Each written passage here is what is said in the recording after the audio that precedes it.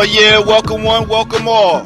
This is the RemiX Morning Show, Black Power Media. I go by the name of the Ear Doctor, and let me introduce you to your host today. You have no other than the one they call Dr. Jared Ball. And also, we have Kalaji Jama Changa.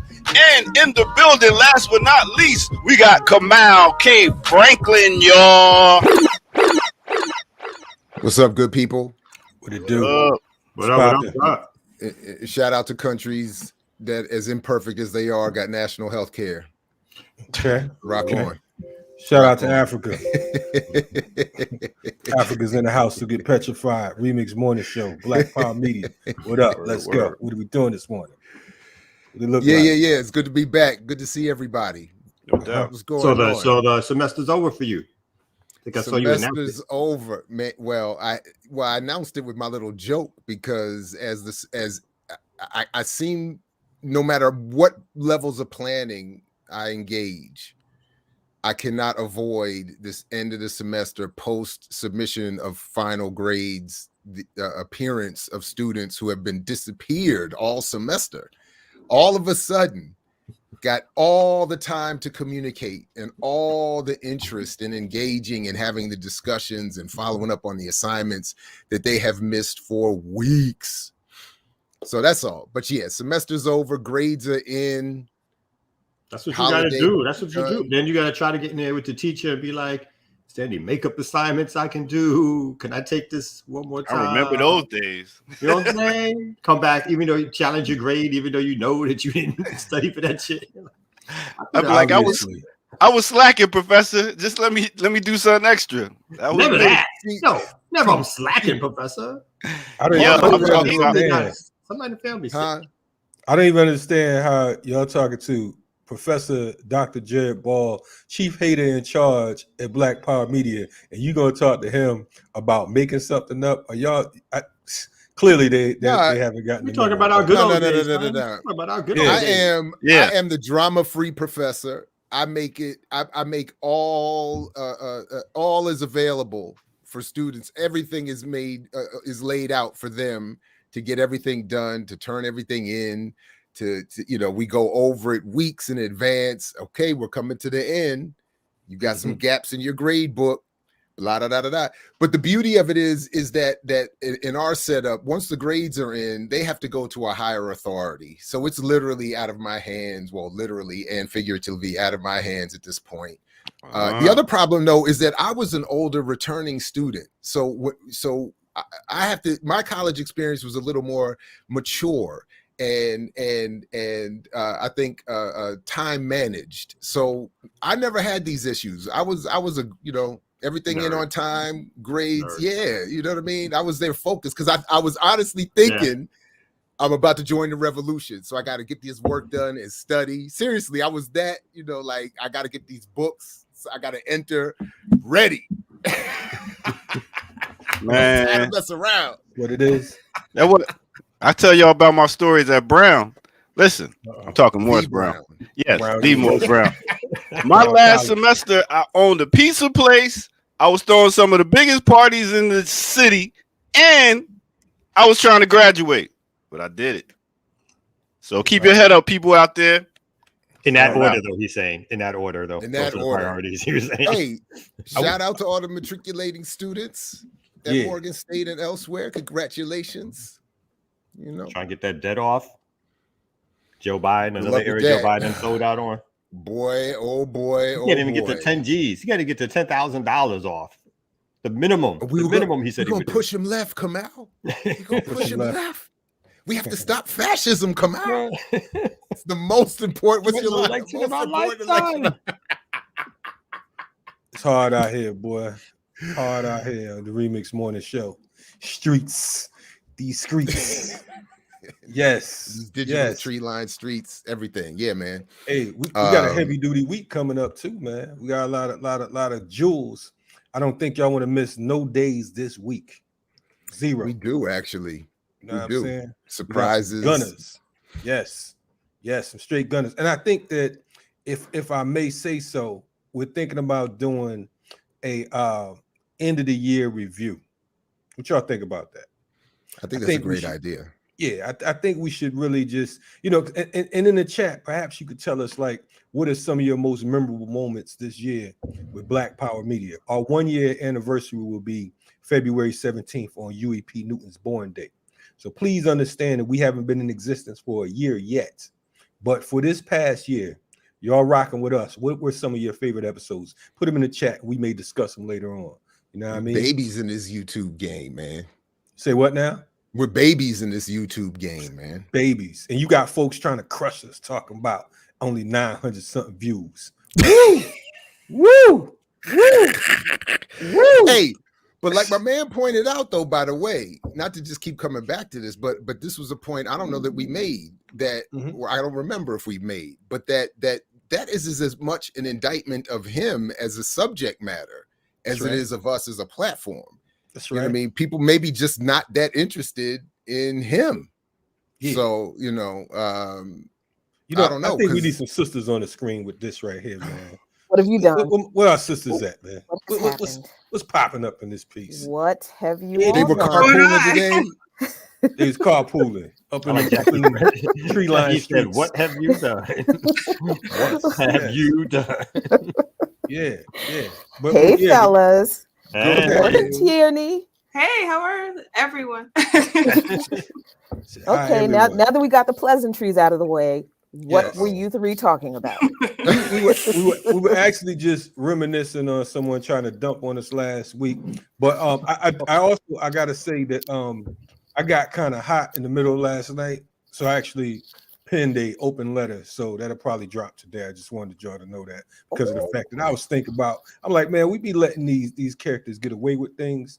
And I know that some folks, different people came at me like, well, why don't y'all just let certain things go? Understand, when you're dealing with comprador class and when you're dealing with the gatekeepers, there's no liberalism with them. You know what I'm saying? You can't be liberal with these cats. You got to really go at them full throttle. And if you don't, you'll be caught slipping. You know what I mean? So in the mortal words of Bobby Seale, we're going to seize the time around here. And if you jump your ass off the sidewalk, you will get hit by the BPM truck. Understand that. Damn. Actually, a friend of mine, a longtime friend of mine, made a similar comment to me on Instagram about that. In that frame of why are we going at each other? Don't tear Roland Martin down as an independent Black media maker. And I was just trying to point out that kind of defense allows for people to get away with a lot of nonsense that inhibits the work that all of us are trying to do, and we have to be able to be critical of them. And we can't just, and again, sort of like what we were saying, the other day about the Mantan Manifesto. That was part of what Spike Lee laid out in Boomerang as part of what protects folks in these spaces to do that kind of work. Hire some Black people, talk about nominally Black subjects, you know what I mean? I forgot the rest. Put on some kente cloth was one of them. And you know what I mean? And it's like, put on your flyers, you know what I'm saying? Dashiki. And then you can get away with all kinds of stuff. And then when people are critical of it, that's the first thing they do. Oh, but he hires Black people. He does this, he does that. Don't tear us down. And, anyway, so I think it's important. Absolutely. But beyond that, I want to say that there was some real dope shows over the past week. You know what I mean? I know that Tyranny and the crew came with the We Charge Colonialism piece. Yes. Dope joint. Went well. Thank you all for letting me use the platform. It went very well. I mean, Tyranny, yes, it was great. I got one problem with what you keep saying. You keep talking about letting you use our platform. You thought we were the same gang. I mean, what's going on around here, man? I mean, I don't want to, take for granted. I mean, Holla at her, Jackie. Holla at her. No. This all our stuff. This is community property now. All right. Tierney's still asking for permission to go to the kitchen and to the bathroom. You know what I mean? It's like, nah, I mean, go fix a plate. You know what I'm saying? You know what I'm saying? Why are we doing a fourth helping? This is no. We married now, and this is Lukman house rules. You've been to the house one time, you ask. The second time you've been to the house, look, you know where the kitchen is. That's right. And that's word. And I noticed how she made us all Lukman, so we just became. She just bust that move where he went from BPM to Lukman Nation overnight. I did Boy, not look say here. that. I Extreme to the said, other. we're all married. We're all Luke Mons. We don't Okay. all have to. We're all a part of the family. I won't be a all Luke right. Mon, girl. I won't be a Luke Mon. Okay. You want to be a Luke Mon? See, El Luke Luke Mon right here. He's no longer El I'm a Luke DeBarge. He's Mon. now Go El on, Luke say. Mon going into the You know what 2022. I'm saying? Yeah, I'm y'all down know with the about Luke that. Mon crew. Anyway, peace to Brusky. I know he's somewhere, you know what I'm saying, lurking. You know what I mean? He's at home watching the house, as is his job. Bruh, man, the dog from the third floor. Anyway, welcome to the Remix Morning Show. If it's your first time coming here, we welcome you. As you just seen, Jackie Luke Mon has welcomed you to the Luke Mon family. I didn't even know I was a Luke Mon, but it's all good. We here now. You know what I'm saying? This is Black Power Media. And as always, as we say each and every day, make sure you hit that subscribe button because of the fact that we got a whole lot coming. And folks going to be like, I didn't even know y'all was having a show tonight. You know what I'm saying? And I missed the live. That's your fault. It's your fault. You got to subscribe. You got to follow us on Twitter. That's how we communicate around here. Know what I mean? Or we could be like Professor Griff, shout out to Griff and give out our personal phone numbers. We ain't gonna do that though. Anyway, that's too gangster for me. That's my man. There are limits. There's limits to my gangster, and that is it. And he's been doing that for years. Yeah. I mean, he has been doing that for years. So it all goes to voicemail. It all goes to voicemail. I be telling people I don't have no phone. We be at lectures or whatever. What's your phone number, brother? I ain't got no phone. Phone start ringing. I'm gonna call you back. That's my mother phone. But anyway, shout out to my mother.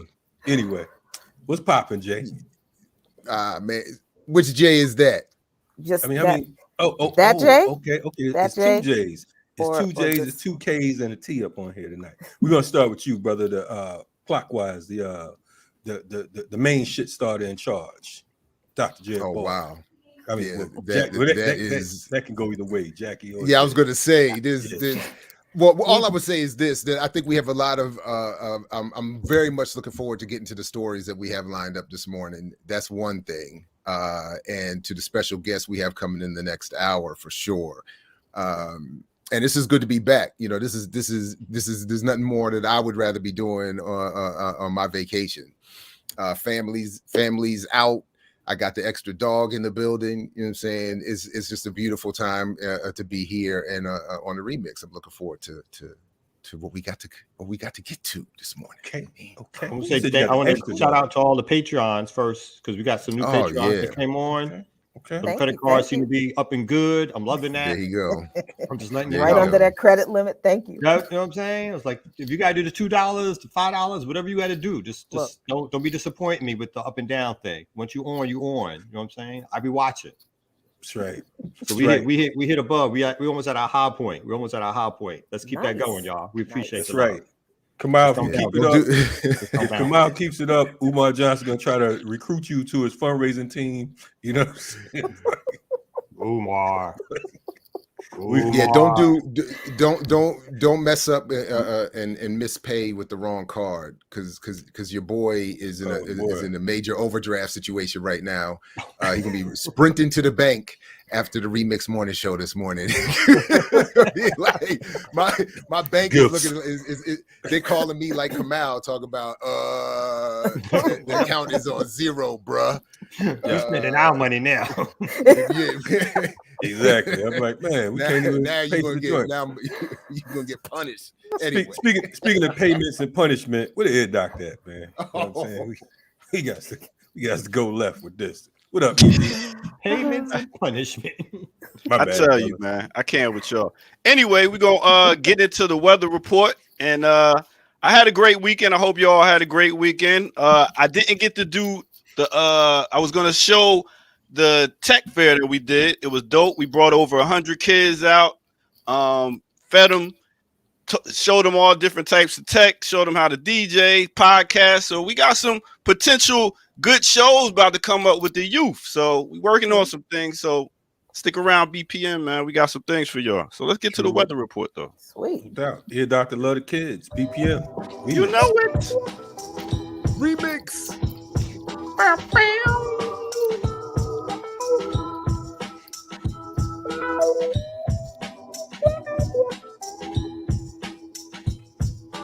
What's good? What's good, everybody? What's good? This is the Remix Morning Show. I go by the name of the Ear Doctor. And as you can see, we also was able to get sponsors, gave out some God is Dope shirts. I was wearing a shirt. Somebody said, God is dope. I was like, thank you. I am. But anyway, back to the weather report. Make sure y'all hit that like and subscribe button. And also tell a friend to tell a friend that it is on every Tuesday through Thursday, 8 a.m. to 10 a.m. And go to patreon.com. Like Goldie said, drop some change in the bucket. With that said, let's get to the weather. So we're gonna keep it right here in the States right now, just today. Because I want to also know people in the chat room, put out your state so we can make sure we get your weather report in and let people know what's going on in your area. But we're gonna start with ATL. They got a high today of 46 degrees. Baltimore, Maryland, high today of 45 degrees. Brooklyn, New York, a high today of 45 degrees. What is going on? 45 everywhere. And now let's take it to the Chicago. They got a high today of 42 degrees. It's in the 40s like everywhere until we take it to the west side. Let's go to Compton, aka Bompton. They got a high today of 66 degrees. And then we're going to take it down to Houston, where they have a high of 62 degrees also. It's not a big change, but it's pretty cool. But I'll tell you what's not cool. You know I had to go there. I'll tell you what's not cool. They got this label called Empire Records. And this guy, Ghazi Shami, that's right. He is the owner of Empire Records, the same owner that takes out life insurance on his artists like Young Dolph, Doe B, Aaliyah, XX Tentacion, King Von, and MO3. Now, all but Aaliyah have got murdered. I don't know. It's kind of some funny thing going around, but if you're talking about capitalism, boy, sure, you get a record label, get life insurance on your artists, and they somehow get murdered. I'm just saying that ain't cool. And with that also said, I want to give a shout out to the brother called Draco. He just got stabbed to death at a concert. Only 28 years old, man. It's crazy out here. And last but not least, I got to give it up to my brother. That's right, Kango Kid, straight out of Brooklyn, New York, born August 10th, 1966. He was one of the first people to get an endorsement with Kango. That's right, Kango Kid. You seen him with UTFO. He was a breakdancer, MC, producer, songwriter. He did it all, man. So big up to Kango Kid. May his family be, healing. And that's what it is. So let's get back to the Remix Morning Show, man. Yo, EMD? Yeah, what's up, man? There go that girl they call Roxanne. She's all stuck up. Why you say that? Cause you wouldn't give a guy like me no rap. Man, she was walking down the street, so I said, hello, can't go from your TFO. Yes. Oh! Hey. Oh, wow. Hey, bring it, doctor. What up? Oh, wow. That was solid right there. For folks who are not familiar with UTFO, they're the reason that Roxanne Shante or the real Roxanne even exists, because of the fact that they came out with the song that the Ear Doctor was playing, Roxanne, and they were the folks who was answering the call to that particular song because the song was hot at that time. Not just hot. Let me stop you. Not just hot. That was the banger for that time period. That was not without a doubt. Yeah, without a doubt. That was on everybody box. Everybody had the box walking around playing that. What? Tierney, this is for you to learn about right here. We used to walk. We had a little phones. We had big ass boxes with like mad batteries. Put it on our shoulder, walk around so everybody can hear what we were saying. That's the hip. That's how hip hop was. We ain't care. Yeah. We had to make y'all listen. But please understand this also, in class, man. In high school, in class, we was playing that. As soon as teacher stepped out, somebody broke out with a radio. And then you started having the Roxanne battles. It was like, but Tierney, don't let them fool you. Do not let them fool you because of the fact that if you was walking in the hood or you was walking anywhere in Bridgeport, Brooklyn, the Bronx, Newark, and anywhere else on the East Coast in particular, and you had that boom box and you couldn't defend it, you might get your joint snatched and see a cat running down the street with your box. Oh, no. So boxes was definitely getting shook off your shoulders. Those are Kalanji's memories of what was going on. I tell you what. You know what I'm saying? They wasn't coming at me Miles like box now. Young girl. But anyway. Young girl tyranny. There was some of that. Hey, but yo, I know y'all got a lot of news to get to, so rock out. But wait a minute. I had questions. I got questions. I got answers. So what you laid out about this Ghazi producer dude, all of that is accurate and verified. Life insurance policy on his artist. That's right. That's interesting. That's a hell of a business right there. You think about it, because you get a bunch of rappers that's talking about killing each other. You put out a certain type of energy, most likely it's gonna come back. I mean, it's a smart investment. Yeah. Well, no, I mean, we don't got to start there with the. I mean, even though that's a particular case, there are this regular old businesses that, unbeknownst to their employees, have taken out life insurance policies on them. Yeah. And don't put their spouses or partners or whoever or kids on the insurance policy. The company itself gets the insurance. I mean, there's been 60-minute stories about sort of this abuse of taking out insurance policies on regular old employees, your accountant, regular old employees. Like, you know what I mean? So it's not just like Michael Moore's. Like, he probably got that job. He probably got the idea from hearing about other like so-called mainstream businesses that have been doing that and got in some real trouble for it. Michael Moore has a good segment on that I think in Sicko, in his documentary Sicko. He talks about that. And I know there's a long history of music in the industry of artists just in general being worth more dead than alive. But I had not heard all of these connections specifically to this one guy. And then, so I'm wondering, I mean, these artists are not aware of this and you know what I'm saying? It's like, yo, you signing up like they wilding, but that's what it is. Man, I mean, really, to be honest with you, we got to keep in mind too that, when it comes to contracts, a lot of these folks don't know how to read contracts. A lot of them are so excited that they actually have a record deal, they're getting some money, so on and so forth. And even when you say a life insurance policy, you know what I'm saying, the way the slickster talks to them, it might have been on a case like, listen, if something happens to you, you want to make sure that you're protected, you want to make sure you're safe, you want to make sure your family's safe, so on and so forth. So to a cat that has never had anything and never been in a position to get anything, it's a go. You know what I mean? So definitely, I think we should look into that story a little bit further because of the fact that that's some devious shit on the low. Yeah. Before I get out of here, I just want to say Kango Kid was age 55, he transitioned from cancer. Y'all take care of your body. That's the one thing we can take care of. Peace. Yes. And speaking of that, we want to shout out Leonard Hubbard from the Roots. Formerly of the Roots. Man. He also transitioned from cancer last week, 63 years old. We cannot forget our OG Russell Maroon Schultz, who also transitioned from cancer. And locally, there's a brother, independent artist right here in Atlanta. If you're from the Atlanta area and you know the independent scenes, a brother by the name of Travis Wright, who is a dope vocalist. He's also a young brother, probably my age, a little bit younger, that just transitioned as well. All of these brothers from cancer. So, I want to definitely, salute them and their families or whatever. I mean, salute them and their families. Did you, and I hope Jaguar Wright's discussion of the Roots' relationship to Hubbard is wrong. Because she, as much as I would love to hate on whoever, the way she describes how they treated him once he was diagnosed, once he stepped back from the band, the way she describes it, they basically cut him off, didn't give him the support he deserved, didn't let him access funds that he felt he was owed, all kinds of stuff, and sort of just disappeared. She had some very harsh words about them in regards to him as much as a year ago. But even before he passed. So I just hope that that's not true, because otherwise, that makes them, it's just even worse. But anyway. There is a pending lawsuit, according to their own site, OK Player. There's a pending lawsuit where he has, I think he sued him back in 2012 or 13, something like that.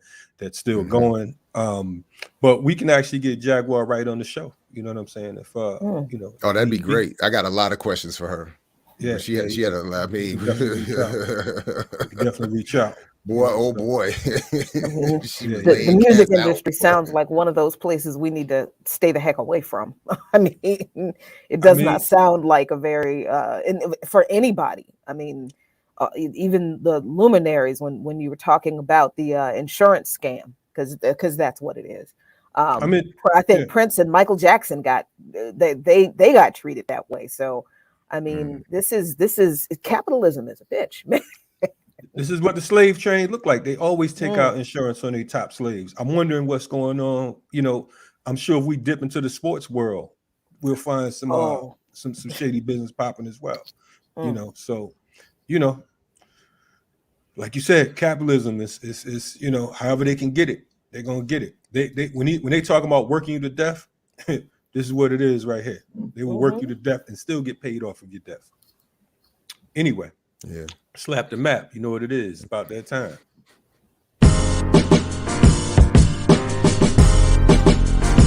Take to the news. Slap that map.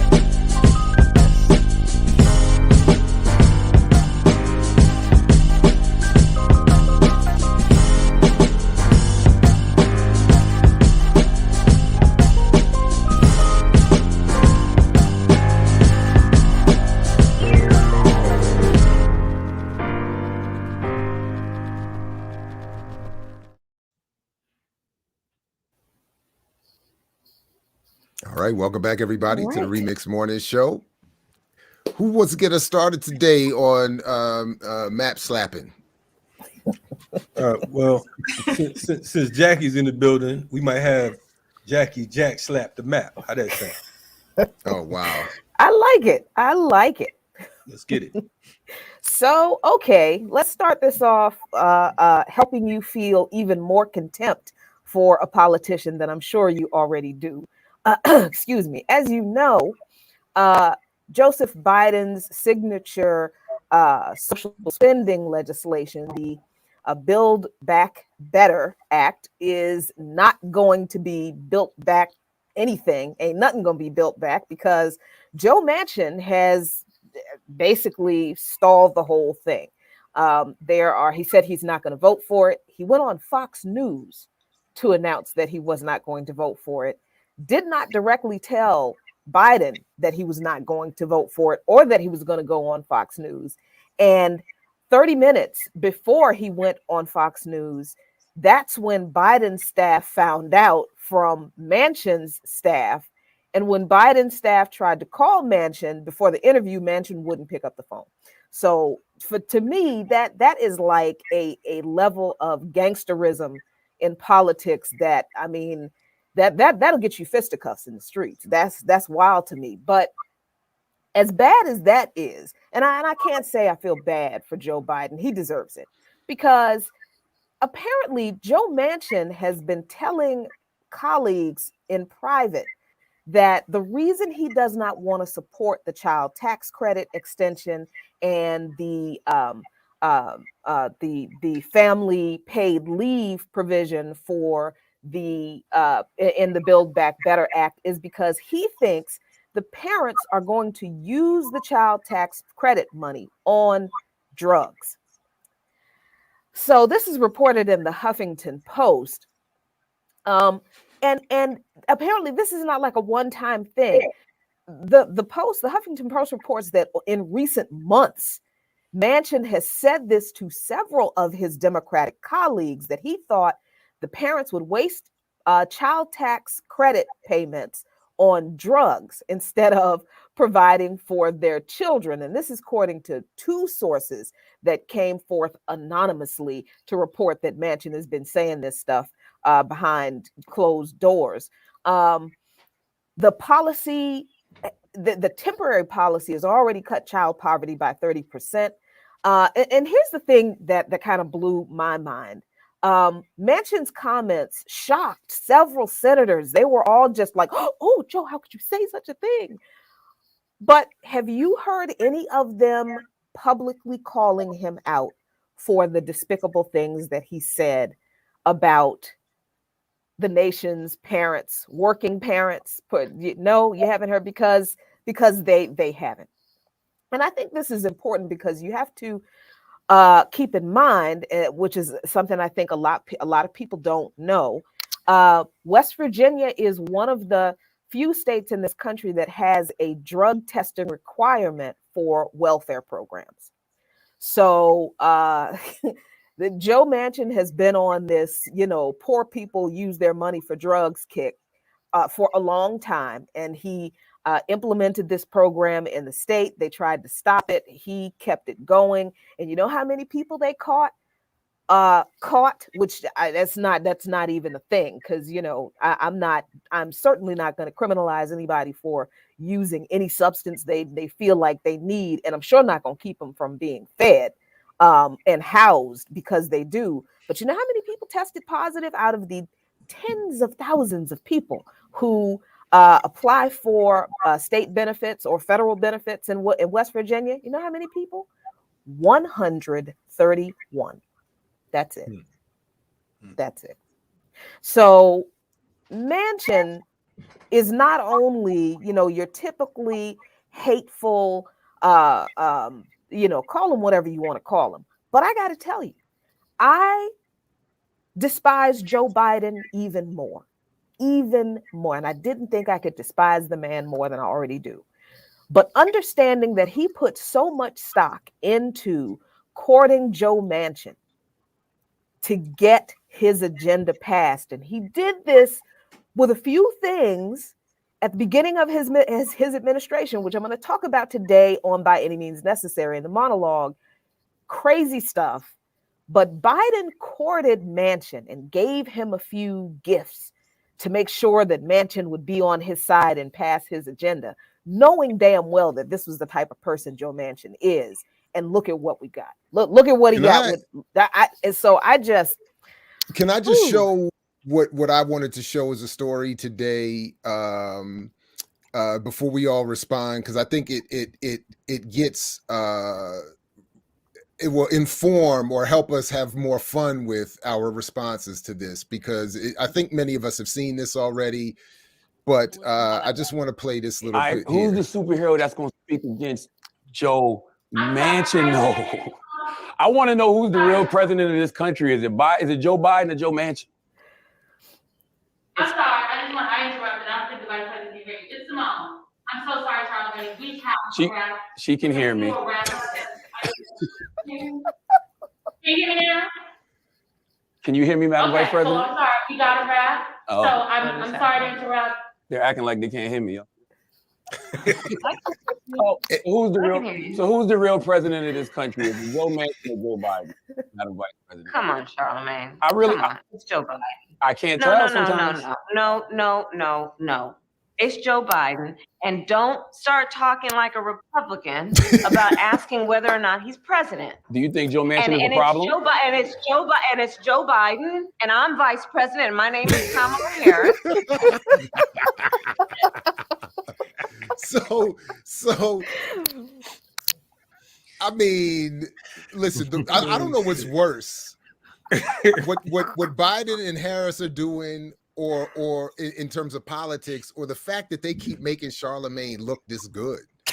Like he comes off looking like a legit progressive journalist and thoughtful person when he talks to these fools. And I mean, it's anyway, so that's man. What your favorite comedian said? Yo, what your favorite comedian said? We would hate Obama if white people just shut up. It's like, yo, y'all letting Charlamagne just. I mean, we can't even throw rocks at him because of the fact that it's like, come on, man. He said they acted like they can't hear me. I can hear you. Oh, okay. Now, I do understand that during the rest of the interview, it's a very softball friendly interview before he gets to this point. I mean, but I'm just saying. Yeah. Okay, I think go part ahead. of it is that he got it looked like, she did the regular politician thing. Anytime he asked her about what's the guy's name again? Manchin. Yeah. Anytime she asked about Manchin, anytime he asked her about Manchin, she kind of started talking about Republicans over and over again. She would not deal with him as an issue or somebody who was using the position he was in to block the legislation, to water down legislation, she would just not deal with that. And she would just say, you know who's really to blame for this? It's the Republicans. So I could see out of his own, I would have been like, yo, I haven't asked you one thing about you. You control the Senate, you control the House, and you control the White House. That's your boy. That's your boy. You can't get your boy in line. He on your But that's game. what I'm saying. They need him to be doing this so that they can have the cover for not. I mean, it's the same thing Obama did, the same thing Clinton did. It's the same thing going back. Then they can use this no matter how much power they get, no matter how many votes they get, no matter how many seats they get. They just never can seem to get enough support. And then they'll turn around and start, after they blame the Republicans, they'll come back around and start blaming poor voters and black voters. And you all didn't come out enough and you didn't do enough. And Tucker already talked about, they've already blamed, right? What did they've done? They blamed the left. They blamed so-called defund the police ideology. They've already started blaming poor folks and the left, whatever there is of a left, right? They started blaming anybody who is not fitting within their little system of what's supposed to be acceptable dialogue. So that stuff has already been happening. And again, it shows like they're busy coddling this dude. Like you said, like he's part of their group. No one is threatening to kick him out. No one is threatening to primary him. No one is going to West Virginia, where I think the latest polls that show, no matter what I think of this Build Back Better thing, that over 60% of West Virginians support it. The senator from West Virginia, in his home state, over 60% of the population, when polled, say they support it, but yet he's dead set against it. So they and again, they've done nothing to call him out. So like we talked about earlier, they're gonna get what they're gonna get, and it's gonna show up because everybody's gonna be like, well, this is some dysfunctional bullshit, right? Here we go again. This is all dysfunctional. Nothing is happening at the pace at which they said.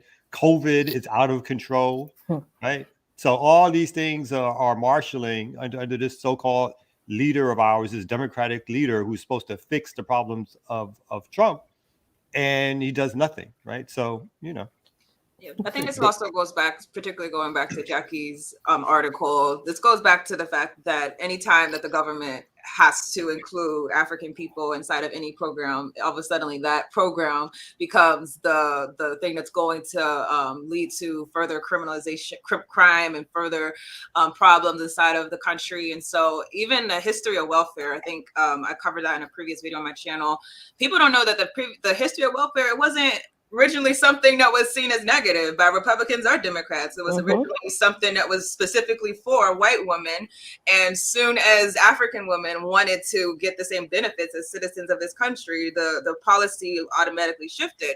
So and then it becomes, of course, the new tagline as far as welfare queens, a way to basically demonize African women who rightfully need assistance from this country that has robbed us from basic subsistence. So once again, that reminds me the fact that all of a sudden, doing something that's going to give someone money for their children is going to lead to drug use. People don't know, or I'm sure people here know, but a lot of people don't know. In comparison to most countries around the world, the United States does very minimal for children. We have one of the highest child poverty rates. How do you justify being the most rich country with having that being the case? And the second that it's the possibility that, okay, we have to do something that's going to benefit not just whites, but benefit everyone, all of a sudden, it becomes the new tagline for why we can't go further. And so it's interesting to see that this is still like the same old, and it still gets the same results. But unfortunate for us, because this is a time with inflation and with things like COVID and a lot of people out of work. This is a time where we really do need that type of support for our children. Tyranny, what was don't you go sounding like a Republican? I do love how how Kamala Harris looked. Absolutely, she looked so lost when Simone. That's the look. That's the look. Yeah, what happened? What's wrong? My God, it was terrible. I'm and then sorry. somebody fed her the line. They fed her the line and put the battery in her back. And then she was cute. The Simone woman was cute to be like, get me the fuck off of here now. I've been on here long enough. So she didn't do that on her own. She was cute to do that by Harris or by Harris's people. And dude just luckily was like, because I don't think they expected him to be like, oh, she tried to act like she don't hear me kind of shit. And then she had, like you said, she had to do some kind of comeback to make it. And she's good at that. I give her, she's always trying to play black. She's always trying to increase that blackness, in particular moments, right? And 95% of the time she's so performative about it, it just don't work. So it's just And Simone's a lap dog. She runs behind whatever dog is ahead in the race. You know what I'm saying? She go from if Bernie didn't work out, so she went with Biden. If Biden didn't work out, she might have went with Trump. We don't know. But anyway, what was the original name for the welfare system, Tierney? I know that originally they were called Mother's Pensions. Mother's Pensions. Okay. Yeah. All right. But anyway, it's the Remix Morning Show where you can listen. You really, I gotta say, I really feel like I understand what's happening with Harris because I've watched very closely I think 6 seasons of Veep. And it really does prepare you to understand what was happening behind the scenes, just as you were talking about. Get in there, interrupt that. Harris was probably doing some signal like, "Get me out of here." Anyway. Yeah, but it's the same thing they did when like I said, when who was that? Biden was on Charlemagne's joint. The handlers tried to take care of him. You ain't black. Yeah. If you don't vote for me, then you ain't black. You ain't black. Yeah. But I'm wondering when we're gonna realize, when folks are gonna say, you know what, we're tired of this web of deception. We don't give a fuck if you're a Democrat, Republican, or whatever it is you are. The fact is, what have you done for Black people? What have you done for Africans? What have you done for indigenous people? You know what I'm saying? What has changed between either one of these particular parties? Nothing. So, at the end of the day, what your man Dr. Dre say? F all y'all. Switch. Anyway, what else we got on the joint today, man? Did y'all see Trevor Noah's commentary on China colonizing the African continent? Play that. Oh Lord! Oh, I don't got it. You don't have throw it out there. I thought you was like, you had it ready. I did really quick. My bad. I've heard about it, but I haven't heard the actual commentary. And this is going around, right? People are having a debate around how, if and or what is imperialism in terms of China's dealing with Africa. So I know this has been a topic. Somebody just put out something on Twitter where they listed all the wars China's had in the last like 70 or 80 years, and it was like 3. And then they listed all the wars the United States has had in that same time period, and it was like a 70 or 480,000. I have it, by the way. I can share. I know that was me. That was me doing the filler, so you can get that up. You ain't got to say that. Yeah, thank you. I was like, dang, I hope I can do this. Okay, right. All right. Let me see. All right. I was about to do you one worse because I was about to tell everybody how I didn't see it on the run sheet. A big space. I just trying to fill the space for you all. You like that game. Call monitor Jared up there. Everyone see my screen? Yep, we can see it. Yes, okay, thank you. Age of colonialism ended. Africa has been working hard to modernize its economies and catch up with the rest of the world. But to do that, it needs lots and lots of new infrastructure. Roads, railways, ports, dams, cheesecake factories, you name it. Africa needs to build it. The only problem is that stuff all costs a shitload of money. Money that most African countries don't have. Let me skip forward a little bit. It's kind of long. It's the most money anyone has spent to Africa without being by a celebrity sing-along. And no strings attached, by the way. China doesn't care about your government or human rights or anything. Hey, that song was They're dope. basically Don't hate the on We Are the of World. international finance.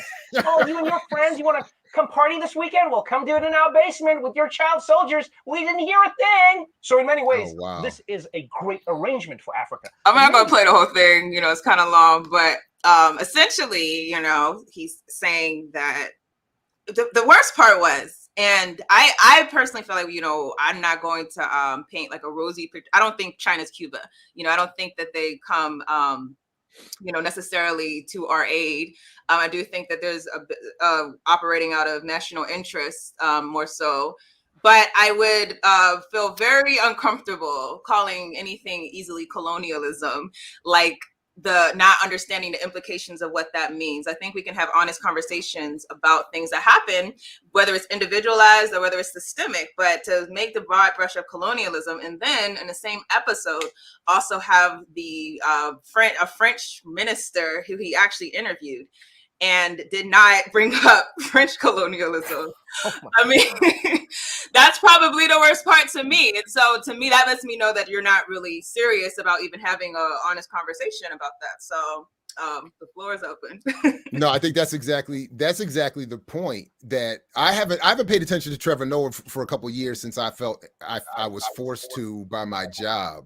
And when I did focus on him, he has I learned I learned what I feel like is a lot, and maybe too much, reading his book as I did, looking back at his history and his rise comedically. He has a long track record of building himself up on the back of anti-Black American humor in the African diaspora context to build himself up in his career, in mimicking Black America. And then presenting himself to be positioned on the Daily Show to represent not just Black America, but the entire diaspora to white people, to do exactly, Tierney, what you're describing, that he is there to talk about all the things bad that Africans are doing, that other non-Europeans are doing to Africans, but never in the appropriate way to focus on his own, well, his now adopted country, et cetera, and so forth. I even read the article he wrote a few years ago for the New York Times, which was basically, again, condemning Black people for having the nerve to raise a criticism of this country and racism when we didn't know the real suffering of racism and colonial power as he would have experienced and others outside of this country. I mean, he's just a mess on so many different levels, and I'm not surprised at all that he would want to have everybody focus on the colonialism of China. But I'm sure right after that, he got into a whole condemnation of AFRICOM and Western U.S. business interests in the Congo, et cetera. I know that was right after you stopped the video. Segment. That was the other segment. that was yeah. But you know that said, AFRICOM is terrible. Yeah, I'm pretty sure he did. He's the We epitome must of stop liberalism. AFRICOM. Yeah. He's just the epitome of liberalism. I think that's the little place he fits in. And like you said, like he talks about. I thankfully have not read the book, but I read some excerpts of it when he talks about sort of growing up in obviously apartheid Africa. And then his conclusion, you know, he's Rainbow Nation, as in he's like it's going to be an integration. We got to love each other. Same thing comes over here. We got to love each other. It's the classic liberal spiel of let's talk about racism, then talk about how we're going to integrate within it. Right? That's his classic spiel. You know what I'm saying? Do you know what he does in that book? Do you know that he champions Christianity, of course, but the villain in his book is the present Black stepfather, as opposed to the absent white biological father and the white society that produced that. That's who turns out to be the villain in that story that has to be overcome by his mother's strength.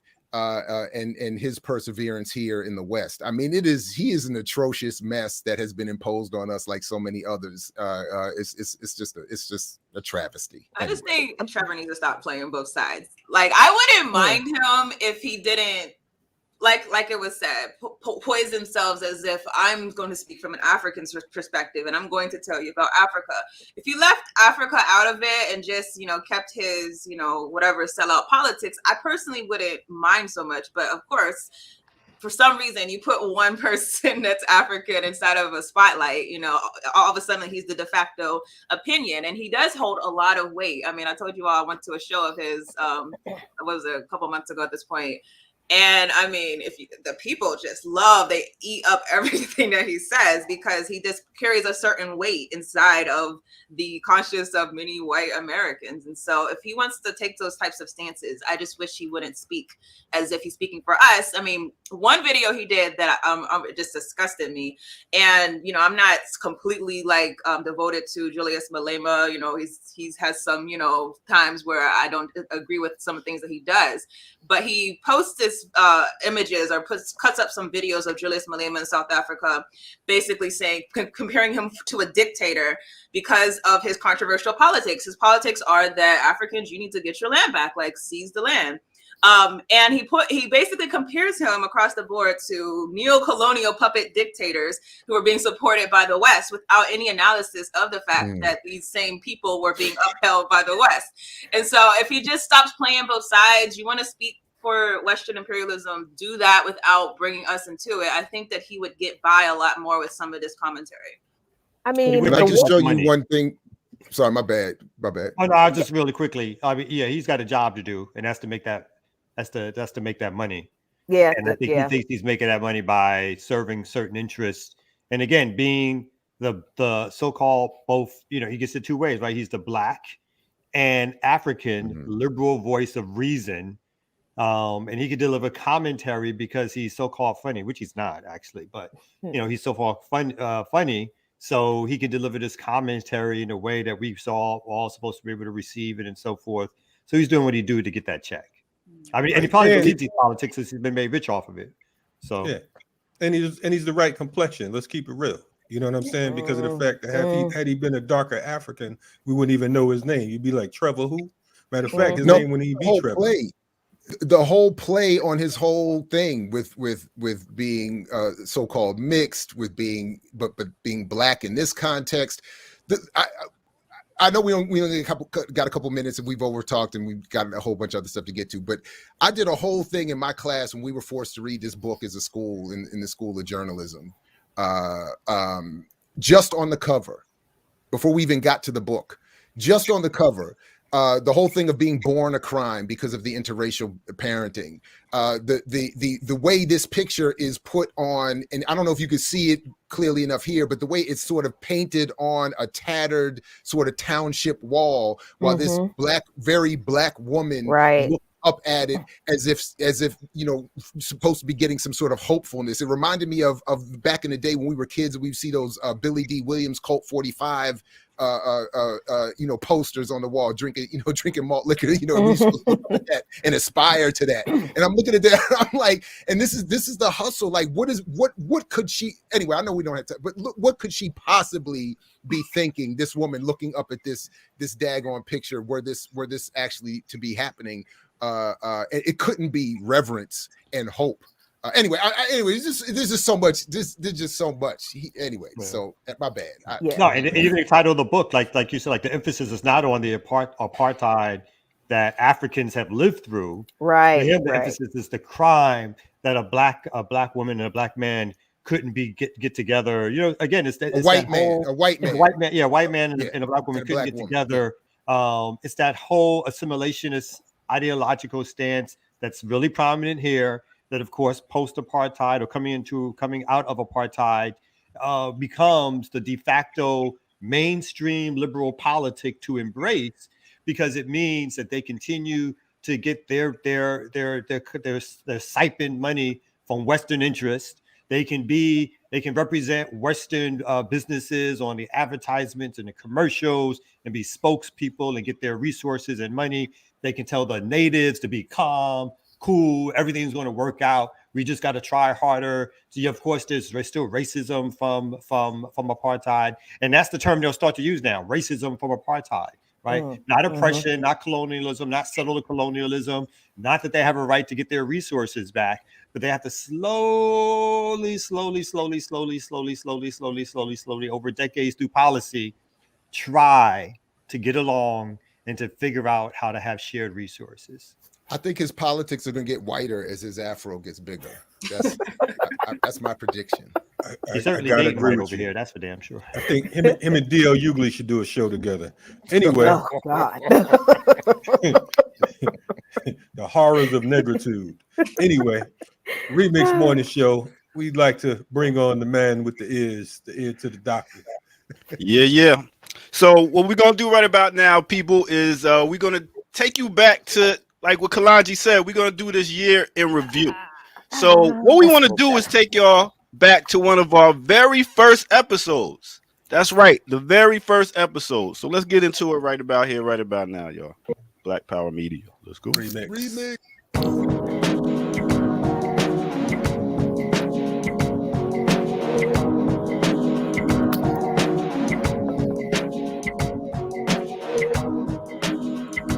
Yeah. What's good, everybody? Like I said, once again, make sure y'all hit that like and subscribe button. I go by the name of the Ear Doctor. And like I said, we're going to get back to one of our first episodes that we did right here for y'all. So, you know, we grown over the years, so I'm glad y'all stayed with us. With that said, let me take y'all back to one of our first episodes right here on the Remix Morning Show. Come on. But yo, hey, shout out to everybody who made it back to the restart of the remix. Yes. And just real quick, what do you all think of old girl that played Vanessa on the Bernie Mac show starting her fans joint? Yeah. I did not know this. Yeah. What kind of joint? Or Vanessa done grown up. She doing what now? What's she doing? She started her OnlyFans page. Okay. And has announced to the world, you know, she fully grown and wants everybody to know and see it. Okay. Wow. All I know is that I couldn't watch, man. I had to turn it off. I'm a Bernie Mac fan. I watched that whole show. You paid $13.99 at first, though, and then you decided to retract it. Let me find out. Nice try. BPM has an OnlyFans account going right now. We're gonna start an OnlyFans account for the movement. That's how we're gonna fund the movement. Okay. Yo, I get ready. We're going for the freedom. Jamal's gonna get ready for it. Wait a minute, y'all ready? Don't be like that.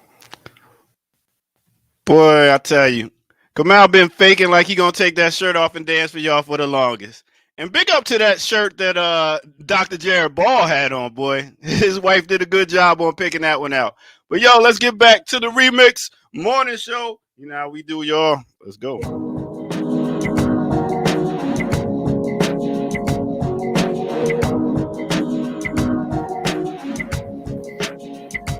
That shirt did have me thinking like it was like the 1970s when I saw it. It's like, oh, we've been around for a long time when I saw him in that shirt. That 70s show. Oh man. Anyway, love the shirt. I and it was also nice to see a clip of Brother Abdus again. No doubt on there. That was a nice one. With his little hat. The hat and smaller and than of course the ear he dragged doctor's out the clip we talked about OnlyFans joint, of course. Yeah. Perfect. You know, after that segment, he asked me, "So what's OnlyFans?" Oh wow. He's like, we gonna find out. That's more power to him. I mean, that's another sign of how impressive he was, man. You know what I mean? Like that's how focused. You know what I mean? I don't know what that nonsense is. And I just want to thank all the remixers for sticking around with us through this year, and please continue to do so. Peace. Right on. Absolutely. Right on. Sentimental. And by the way, I think we reset the numbers. We got, I think it was if we're I think 12,600 subscribers right now on the channel. All right. I think if we get to 20, May says hello. Okay. 50, like on camera and wave. No. Off camera. It's voice only for 2020. I think 50 she comes on and we'll Did we wave. change those metrics? Because I thought. No. The lower numbers were for Kamau to take his shirt off. I think 20 was also when Kamau was supposed to take his shirt off. That was lower numbers. Okay. Oh, so we got past that, and we still don't have the Kamau shirtless TikTok. And I'm not in a rush for that. And 100,000 subscribers, May does an on-camera interview. No, I think we need to. I think we need to change that because Kalanji, we need a requirement for Kalanji. I'm here. I'm already here. He got a little nervous there. You got I tell you what, what do you mean? at 150,000, I will box whatever podcaster from whatever Negro show you want. You know what I'm saying? Wow. On air on BPM. So pick one and we'll get with it. How about that? Plus, we need that many to It's gonna get be a our while. Uncle Nearest arrangement. Uncle We need Nearest to get into those sponsorship. numbers to get the Uncle Nearest arrangement. So Yeah. anyway, I know we Well, got to come on, wrap. we- We got some serious arrangement. business to get to. Huh? No doubt. Anyway, Oh, Jackie missed that. Uncle Nearest said we got to get our numbers up. yeah, for Paul Weaver, the owner, said Wrote him a long letter. we It's like, you know, once my we most get to a million valuable- views, we most can have her on. valuable- You know, we've been He said pumping Uncle Nearest lately. But it was a metrics. What was it? It was something Just a about million. but it was a formula that she said her people had for her to determine whether she would engage with other people's in terms of time. It was I got to pull the letter up. I can't. Yeah, it was hilarious. She's very serious. No, congratulations. listen, and we're on our way. yeah. We're working on it. We're I working didn't, on I it. didn't, I didn't know whether to be insulted or insulted. But anyway, That's okay. I'm like, boy, Speaking of insulting, yes. what's going on in throughout Africa, but in particular East Africa, and the way it's being discussed is a mess. So we're gonna continue to contribute to cleaning that up here at the Remix Morning Show. No doubt. We'll be right back. Remix.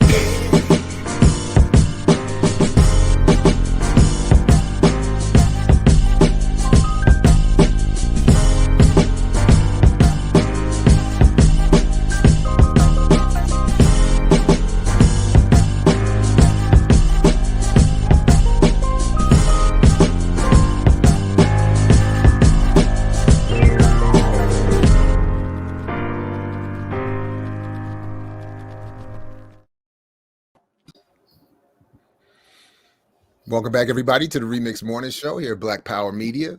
Good morning What's happening? and greetings to Philmon Zarai. Forgive me if I'm mispronouncing that. I've only unfortunately been reading your name. Oh, no problem. I really appreciate being on the show. It's really a privilege and honor. Right No doubt. on, Morning. right on. Welcome. Salute. First of all, Thank you. thank you, Philmon, because of the fact that we know that behind the scenes, you've been one of our heavy supporters, especially in the world of Twitter, clipping videos on your own and reposting, retweeting. This is what a supporter is about right here. The man decides that, he likes some shit. He ain't waiting for us to clip it. He just said, I'm going to clip it, and it's going to be up there. So shout out to Philmon. That's being And then- proactive. That's right. And had the nerve to come back to us and say, I hope you don't mind. And he was like, I hope this is okay. Well, that's just being polite. That's the way to do it too. Always ask forgiveness, never permit. That's Thank you for getting my good That's side. right. I'm like, it's great. No, anyway, we certainly appreciate it. And the Yeah, fact that you're that is- doing that while you are also working on writing about so many important issues in the world, particularly what's happening in terms of Ethiopia. So special shout out to you, brother. Thank you for coming on. No, I appreciate it. I mean, to be honest, like the work you guys do collectively is really important. It's unique. We need this, organized media outlet as a counter to, democracy now. And this is an important endeavor. And I share it. I share it with many friends, and they're tuning in morning.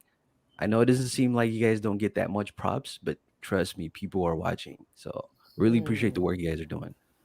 No doubt. Appreciate you. Thank brother. Thank you. you very much. Appreciate it. And let me just add, that is a very great radio voice. Just saying. I'm just saying. No, it's Well, the let's give mic. him an man. opportunity, Don't let it yeah. fool you. It's the mic. It's the mic. Let's give him an opportunity to use it. So let's talk a little bit about, we have you here because there's so much happening in Ethiopia, right?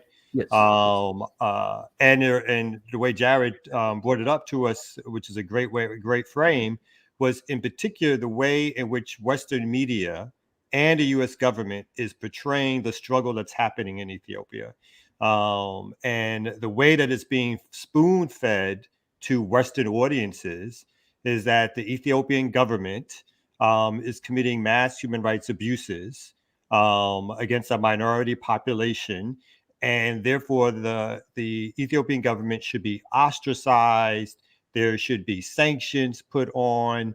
The other side should be supported. This is the narrative that we've been getting in Western media.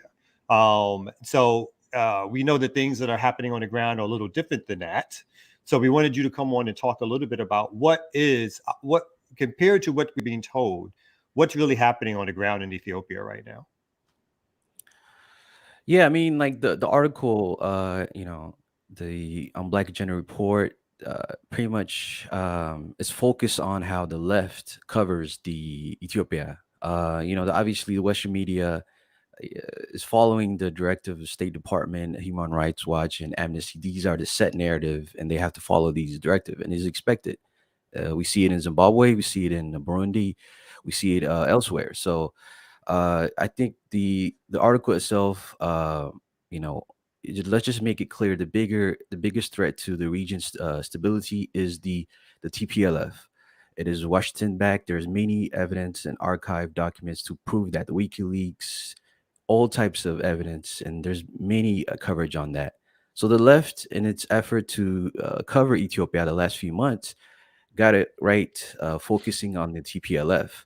What they got wrong is that they just jumped to this narrative about Abiy that is really presenting him or framing him as a person that is reformer, or somebody that is fully has legitimacy, and there's no other struggles inside Ethiopia that is not being covered. So outside of the TPLF, I think that's correct. Focusing on the primary contradiction, which is imperialism. The other issue is there is an long, ongoing ideological struggle between the different various nationalities in Ethiopia, as far as the theories about the national question.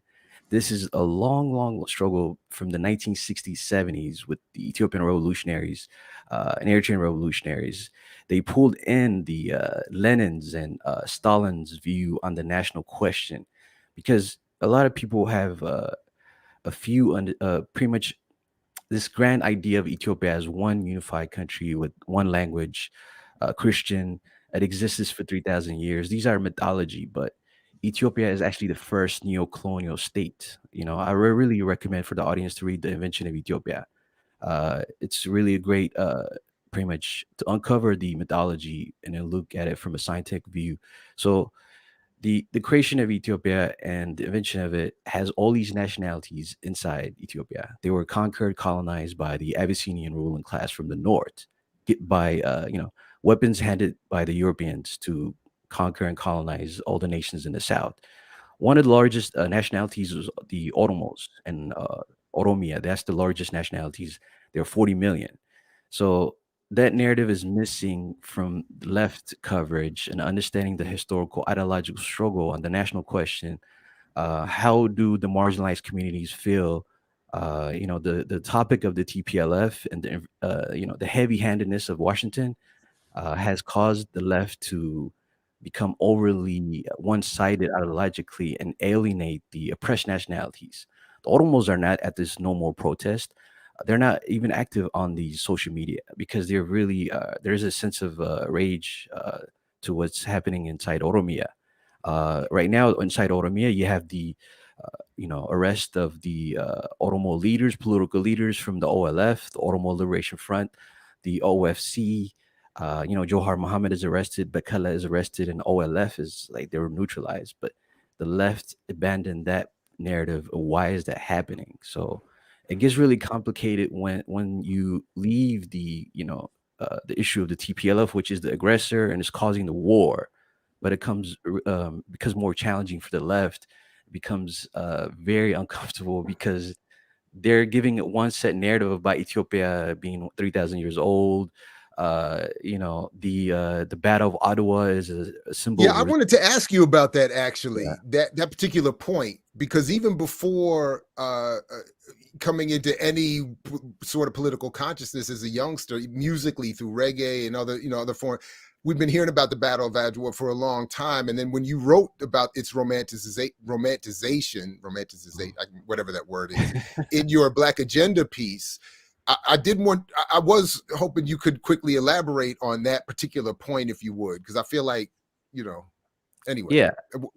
how is that romanticized, and how does that fit in with what you're saying here? I mean, before I start, I just recognize that within the Black diaspora, there's during that time from the late 1800, there was a need for symbolism out in the world against white supremacy, and the Battle of Ottawa came at a time where that was most needed, and Marcus Garvey and the earlier pioneer anti-colonial forces gravitate toward that. At the same time, we saw W. Du Bois gravitate toward the Japanese. The Japanese defeated the Russians. They saw that as a way to symbolize, defeat of white supremacy. So these incidents of the Battle of Ottawa and the feudal Japanese, but the backstory is we saw the Japanese become an imperialist. They, conquered the Koreans, and they were racist toward the other Asians. They subjugate and colonize other nations. Same thing with the Battle of Ottawa. The Battle of Ottawa, for some people, the romantic narrative is that yes, there was a defeat of the Italians, but how did the Italians get there? The British and the French were the competing powers in the Horn of Africa, not the Italians. The Italians were secondary powers. The British convinced the Italians to move to the Horn of Africa as a way to check the French influence, counter them as a balance. The French were based in Djibouti. They were making an effort to expand. So this was an intense competition between the French and the British. So the British were supporting the Italians, and the French were supporting Menelik at that time. So the Battle of Ottawa is actually a proxy war between two competing power, and Menelik was, supported by the French. So this symbolism that in the Black diaspora that people have about the Battle of Ottawa is actually used to legitimize what Menelik. He used these weapons to further consolidate his power, and then conquer, the Oromos, all these nations that you never heard of, conquer them, and create these thing called Ethiopia. A lot of people have this view that Ethiopia, the word Ethiopia in the Bible, and what we have in the modern state is Ethiopia, but that's not the case. So the Battle of Ottawa actually legitimized the conquest of nations and nationalities, consolidate his power, and you call the thing that we call Ethiopia is led to the creation of it. But the Europeans play a heavy hand. They gave him weapons. In addition to that, they supported his slave. Menelik was one of the biggest slave entrepreneurs. He made millions capturing slaves. They helped, support that. In addition to that, they built trains in the 1900 so that they can loot the resources from the conquered nations that he, was going going in the south. So the Battle of Ottawa itself becomes very uncomfortable for the Pan African circle, the Black diaspora circle, just everywhere, because it challenges you to question things that you heard romantically. As somebody, as people here who are Marxist or scientific socialist, we must not have romantic idea of or mythology. We must be critical. We must have materialist line. So when it comes to Ethiopia, when it comes to Israel, when it comes to America, we must not believe in mythology. We must understand the indigenous population, their narrative, the oppressed nationalities in each area. So when it comes to Ethiopia, here the Oromos. Why do they feel this way? Who are they? What is their story? How did they come? If you believe Ethiopia is this 3,000-year-old country, how come they have this various nationalities? So the Battle of Ottawa really challenges the left.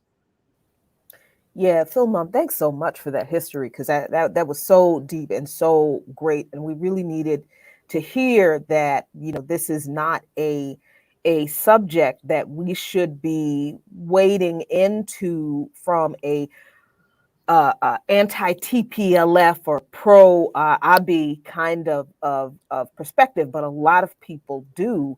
And I think this is a good example of why we do say in the Black Alliance for Peace, and in HOA PALS, I believe that we are not ideologically committed to any political party, any political personality, but we are committed to anti-imperialism and the right of peoples for their own self-determination. Like, whatever tensions there are among the people of Ethiopia, it is not the right or purview or responsibility of the United States government to be anywhere near the people in Ethiopia in working out their conflicts. Now, but I'm wondering, what does that look like for us when we are anti-imperialist, but we're also pan-Africanists, some of us, right? And we do want connections with people on the continent, and we're looking at these different groups of people who are struggling in Ethiopia, and we don't know, well, how do we engage in being pan-Africanists and be in solidarity with people in Ethiopia, but also being careful not to be like picking political sides? Yeah, I mean, like, I really appreciate the Black Alliance for Peace statement regarding the latest protests with the No More. The No More has a lot of baggage. The organizers mostly are liberals. There's an issue there of who they are ideologically, but Black Alliance for Peace and their statement was great stamp of not being not aligned, but at the same time just focusing on the primary contradiction, non-intervention against imperialism. So this applies to Zimbabwe. It applies to Burundi. The same case that it should be, the same case everywhere else. For example, Burundi in 2016, there was efforts to intervene there, cause sanctions and destabilize the state.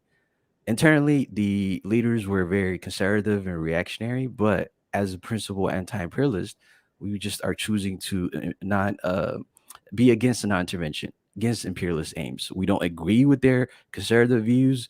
We don't agree with their reactionary views internally. But hey, we're all African states. There should not be intervention. The people, the masses have a right. They will have to struggle with their reactionary locally.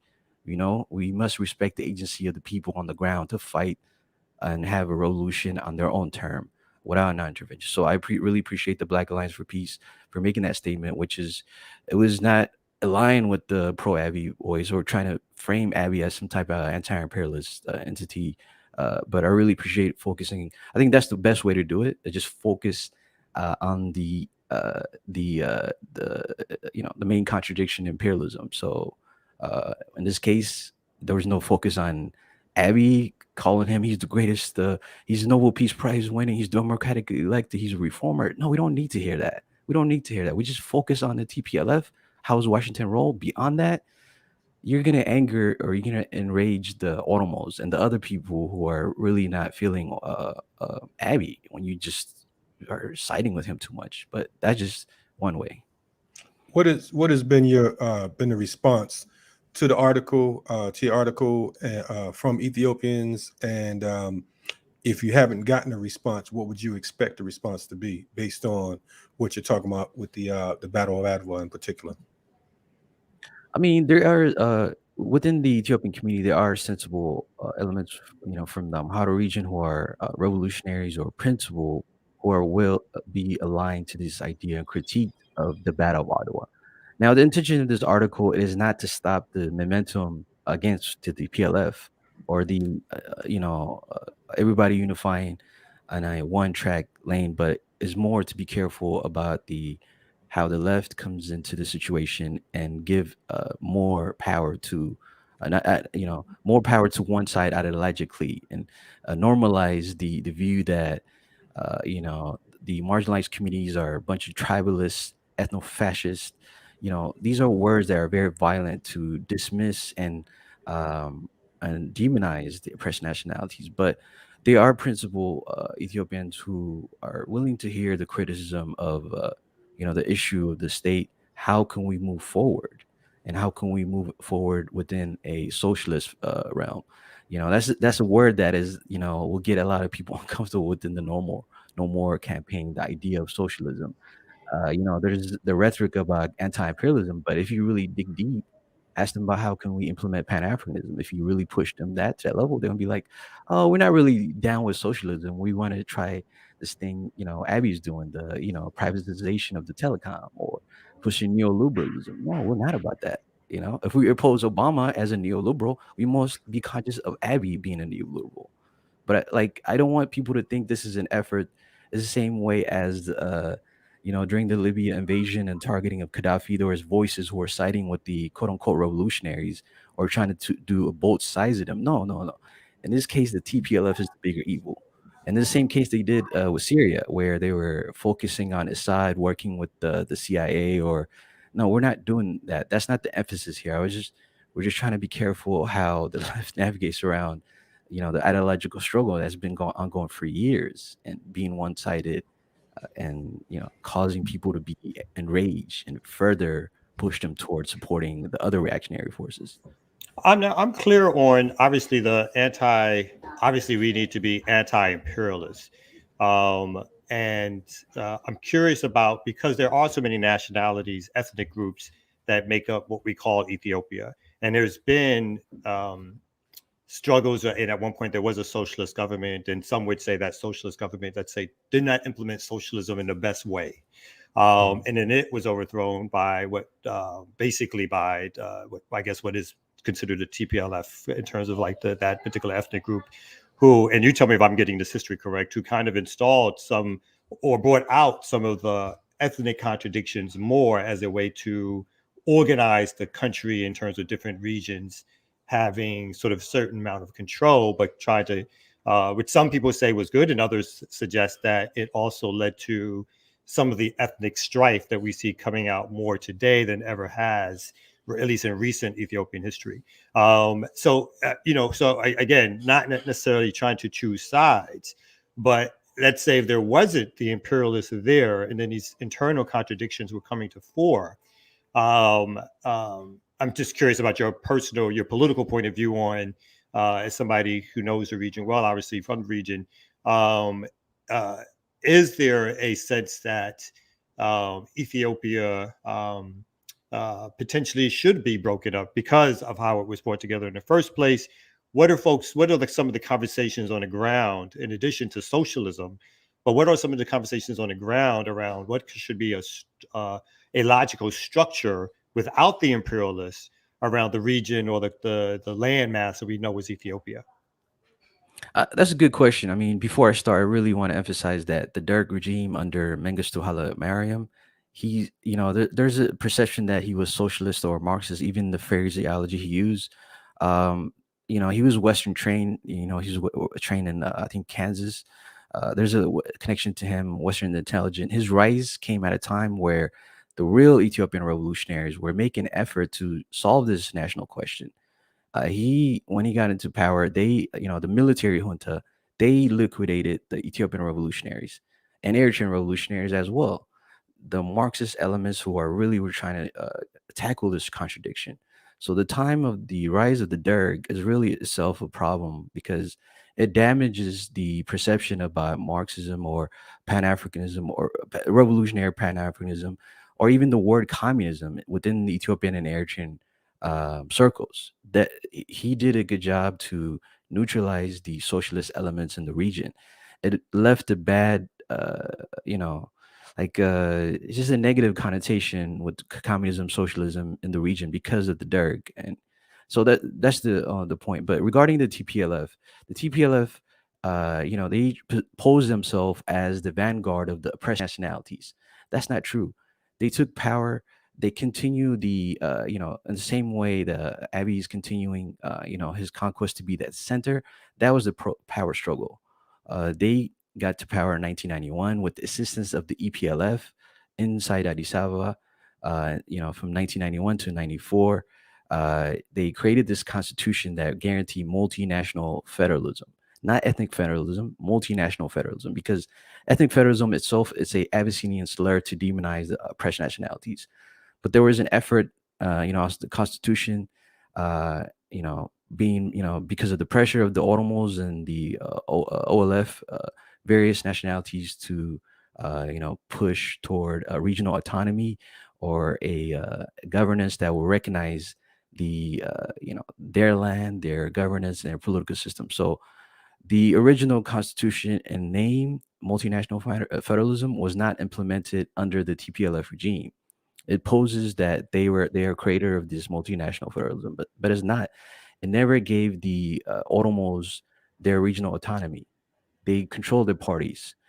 So it was posing as a multinational federalism, but it was still in the center, controlling all the regions. So it was a centralized state pretending to be a multinational federal state. So that's the biggest problem with the TPLF. It abandoned, it betrayed, and it stole the oppressed nationalities narrative of needing a multinational federalism to be in the power on the center in Addis Ababa. So that's what they've been in power for 28 years, claiming to be on the side of the oppressed nationalities, but they betrayed the Oromos, they betrayed the Sidami, they betrayed the Somalis. Wow. Listen, man, Philmon, man, we could have you on here for a few days because of the fact that, you teaching. So it's a wonderful thing because of the fact that definitely, you've brought in perspective, which is a great thing, So we definitely look forward to bringing you back on a more regular basis. We have folks in the chat telling us, this guy need his own show. Well, we agree with those people out there, so definitely let us know when you're ready to come on board to this BPM train. We appreciate your, your works and your support. How can the folks follow you or keep in tune with some of your works? Oh yeah, so there's the Horn of Africa Leftist podcast, just presenting different narrative from the Horn. I'm on Twitter as well. So yeah, I mean that's the best way to reach me. And yeah, just any feedback or if there's any other coverage, I'm welcome to hear it. But really appreciate it. You guys are awesome. Again, people are watching. I really appreciate the work. This is a great space. Trust me. There's some young minds. I've been sharing it with a lot of people in my community, and they are watching. Trust me, they are watching. They are being influenced by your every word. So I really appreciate the work you guys are doing. So thank you. Yes, sir, brother. Well, thank you, and shout out to them as well. Yes, indeed. Yes. And we definitely got to check soon. the podcast. I didn't even know you had a podcast. I'm slipping. You know what I mean? I'm slipping. So we definitely, look for us on there. All right, brother. Right. So be safe, Thanks, man. brother. All right, my man. Take care. Thank Peace, you. my man. Beautiful. RemiX. We'll be back after this break. Yes.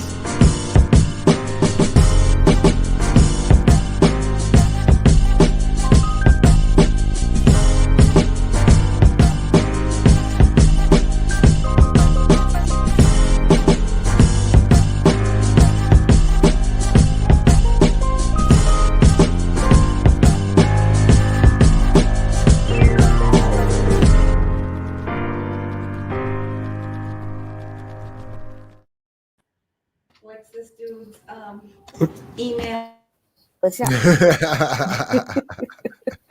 Back here, the RemiX Morning Show live. I just want to from Kamal's living room. You know what I mean? So my wife is Ethiopian, so she was closely listening to every drop. and her verdict? What's her verdict?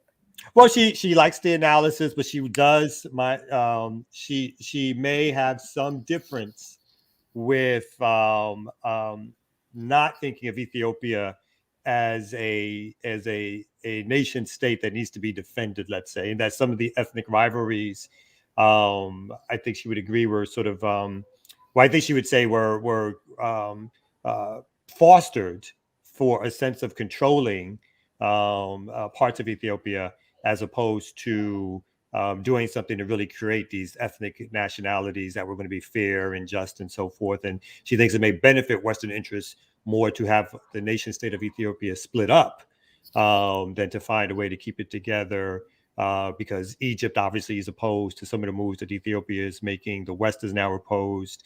And something we didn't cover, we see that Ethiopia, the national government, at least that's representing Ethiopia, is now receiving weaponry from places like Iran and some other places, because they are now turning to other folks who are on the outside with the West to keep themselves going. Yes, she said all that during the break. She says a lot during it. Yeah, we've had the discussion in the house. We've had the discussion. Good God. Come on. And her father's involved in a lot of human rights work in Ethiopia. So yeah, no doubt. Come on, could you tell her I said please? I mean, will that help? She's still lurking in the background. I just want to let you know that it's almost like when you feel that heat on your neck. It's that heat. It's that heat, not to say the wrong thing right now. Oh man. don't think it's a question of her being welcome on the platform. And I'm not so sure it's up to us or Kamal at all. That's right. Not at all. You know, it's Here, not like Doctor anybody's said- stopping something around here. Here, Doctor said that's that patriarchy. Chill, yeah, Doctor. Right on. Oh yeah, I don't think the ear doctor understands the household and how it works. So Ain't no patriarchy around here. No. I'm messing with y'all. What else we got going on? Shout out to Coco. Appreciate you. Definitely appreciate you. Thank you, Coco. Yeah, definitely don't need bell hooks help up in that house. I might do a hot brother on the phone. Help me. Help me. I think we got some more news. Yeah, What's we up got with some that? more news. And I know you got some stories. I don't know if I got something I want to hit on, man. Let's do that. Yeah, because let me see here. I got something I was reading about taking place in India, which was kind of inspiring to me.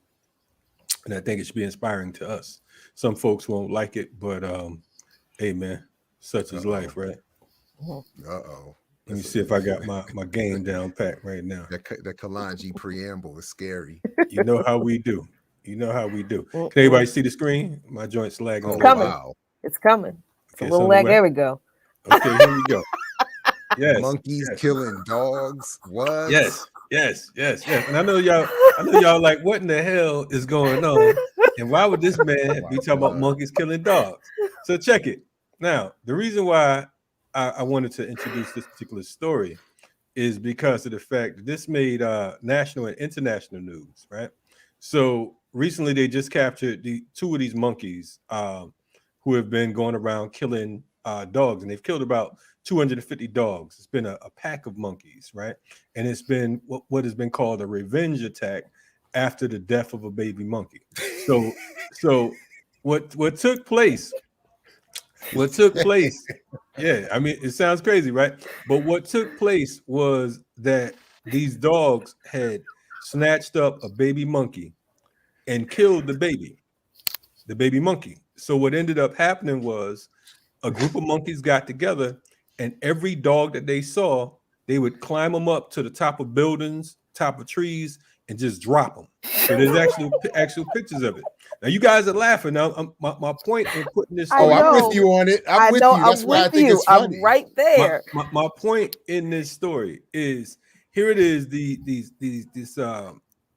they killed one baby monkey, and these monkeys, and this is like, first I thought it was like some fake news, but this shit is everywhere. This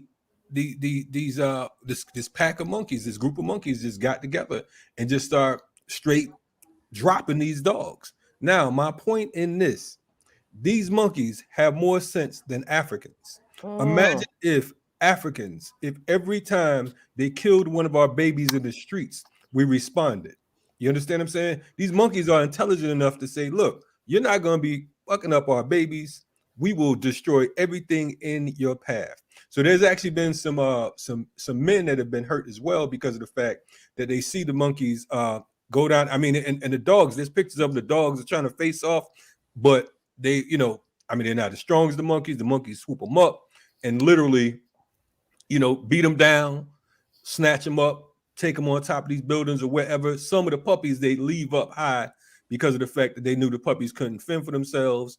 They couldn't eat or any of that type stuff. They couldn't get any water or whatever. And some would die naturally. But for the most part, they would just take them and just either literally beat them to death or drop them off of these joints. But like I said, I was looking at that. I'm like, damn, they've compared us to monkeys. They compared us to apes and all types of shit. But like I said, we don't have the courage or the bravery to say, look, you're taking our babies out and we're sick of this shit. So we're going to go around BLA style. So you're saying we're compared to monkeys, it's actually disrespectful to the monkeys. I mean, in this particular joint, I would say so, because of the fact that at least they understand the fact that self-preservation is the first law. Did you see the Marvel series Hit Monkey? Nah, I didn't. there's some similarities in that joint. This might be the basis of that comic, of that series, Hit Monkey. I mean, this is like the origin story of Hit Monkey. Monkey gets killed. Monkey's people get killed. Monkey goes on a series long revenge. Hey, I'm with you, Kalanji. I'm with you. I got the point. I got the meaning immediately. As soon as I read the first line or two, I was like, no doubt. And I'm not. And my thing is, I'm not calling. For the record, I'm not calling for anybody to do anything. I'm just pointing out that here are these primates. You know what I'm saying? And they came together like community. They came together and said, "Oh no, they killed such and such baby." So like a cadre, like a crew, like a unit, they said, "No, we ain't having this shit." They take one of ours, we take 250 of theirs. So what would happen is they actually called animal control or whatever the equivalent is out to that particular village. And for weeks, they couldn't catch any of the monkeys. So finally, they were able to capture 2 of them. So they were like covert. They'll come out, find where these dogs at.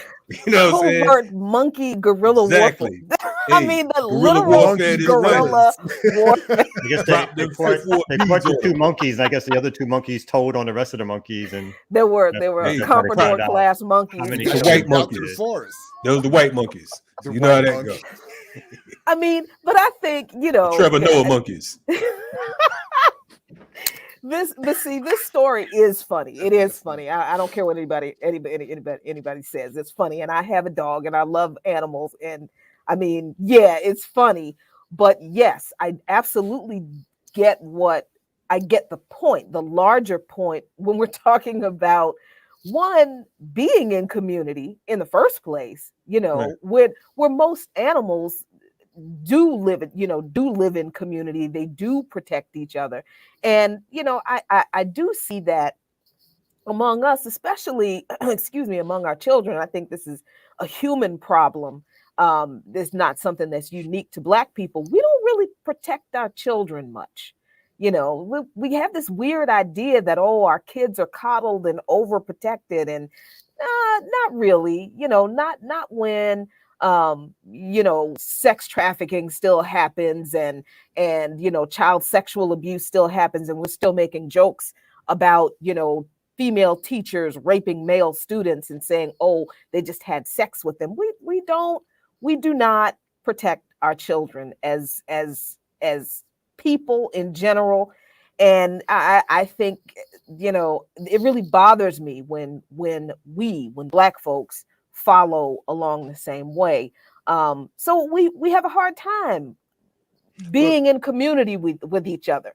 And I think it's wild that, monkeys can, show us where we're lacking at, like exactly the point you made, Kalanji. Like, somebody comes after our babies and we stage an organized protest.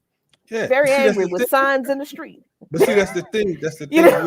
We're so but that's the thing. Like, we're so. I feel that. I mean, I'm not saying we need to be taking people to the top of buildings and hey, whatever. But it's like we've got to move beyond staging an angry organized protest. Yeah, you know what, Jackie? The thing is, we're so smart that we're stupid. You understand what I'm saying? We will sit here and we will theorize, we will intellectualize, we'll talk all of this shit about warfare. Motherfuckers ain't gonna do no push-ups. You know what I'm saying? They ain't gonna try to eat healthy. They ain't gonna try to jog. You know what I'm saying? But behind this screen right here is some of the baddest motherfuckers that ever existed on the planet. Behind the screen, doing tight buys. And in the meantime, we're still being murdered in the streets. In the meantime, imperialism's at an all-time high. In the meantime, colonialism still exists, but we're not going to do shit but talk about it.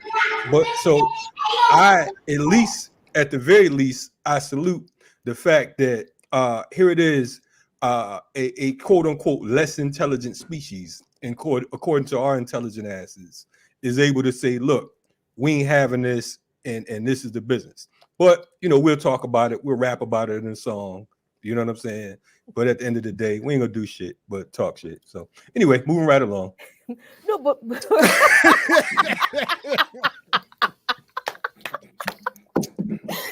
my point exactly. See, I was going to say that at the end, because the monkeys actually killed all the dogs in the neighborhood, and I guess the ones that didn't get killed ran away. So then the monkeys started going after the people. Oh, I don't know about all that. But anyway. I mean, the logic though, the logic, I fully appreciate the logic. The babies are you hurt the babies. Every living thing in reach is in danger. Yeah, I can appreciate that. Amen. Absolutely. Hey, we'll learn one day, right? I mean, what, they got to find the specific dog? The specific, you know what I'm saying? I mean, but this is time for all that. but this is right. But this is what it is right here. You know what I'm saying? And that's what when you think about revolution and whatnot, you going after the soldier. You're not saying, okay, well, which particular soldier murdered the troop? Which particular the police, the state, when they come into the community, when they vamping on you, they don't really give a fuck who shot the cop. They're gonna go after the first nigga that they feel like they could. They're gonna go after whoever Listen, they they think said that in Peltier's trial. They said that was admitted, if I remember correctly. I'm happy to be checked on this, but that was what they acknowledged during the trial. We don't know which one of you shot our agents. Leonard is going to pay for it. It's just going to be that way, and it's still that way. Hey, well, anyway, yeah. I'm sorry, y'all. That was you know, that's a fantastic story. That's no doubt. Anyway, ready for revolution, my great revolutionary comrades. Let's go.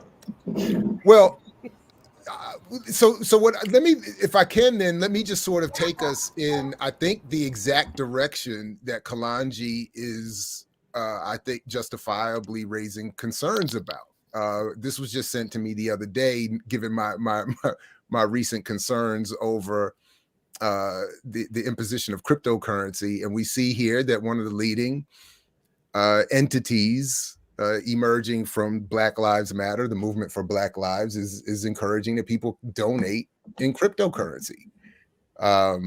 Anyway, I have nothing really more to say about that other than if, as we're seeing, there is a greater degree of adoption of cryptocurrency in at the federal level, at the national level, certainly overseas, in banking and others, and regulation as it's evolving here in this country. If it's going to be adopted as part of the nonprofit structure, I again put on the table, submit that it cannot be or is not a guarantee of, or even a pathway to revolution in the way it's being promoted in many spaces. So anyway, it just seemed appropriate after the monkey killing dog stories that we go to nonprofits and crypto. No doubt. Anyway, no doubt. That's all. That was it. That on that one. That Yeah. was all. Hiram, I see you in the chat. I Uh-oh. don't know what you're talking about. But anyway, you know, my point is simply there has to come a point. There has to come a time and a period where we move beyond empty rhetoric and fashionable memories. That's all I'm saying. It sounds good in theory. You know what I'm saying? Theory without practice is dead. That's all I'm saying. I'm not saying that, you know, oh, the monkeys are going to take over. I mean, it's an analogy.